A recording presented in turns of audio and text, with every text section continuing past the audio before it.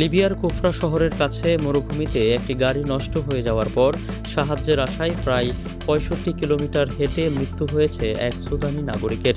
স্থানীয় একটি সূত্রের বরাত দিয়ে এ তথ্য জানিয়েছে মিডল ইস্ট মনিটর। প্রত্যন্ত মরুভূমিতে গাড়িটি হঠাৎ অকেজো হয়ে পড়লে ওই ব্যক্তি আটকা পড়েন।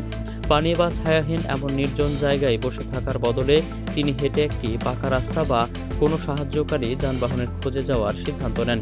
তীব্র তাপদাহ এবং মরুভূমির নির্মম প্রতিকূল আবহাওয়ার কাছে হার মেনে সাহায্য পাওয়ার আগে মৃত্যুর কোলে ঢলে পড়েন তিনি।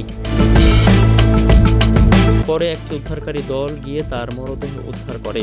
অসীম দূরত্ব, কঠিন ভূপ্রকৃতি, প্রচণ্ড তাপদাহের পাশাপাশি জরুরি সেবা, জ্বালানি, পানি ও যোগাযোগ ব্যবস্থার তীব্র সংকটের কারণে এই পথটি এই অঞ্চলের অত্যন্ত ঝুঁকিপূর্ণ রুট হিসেবে পরিচিত।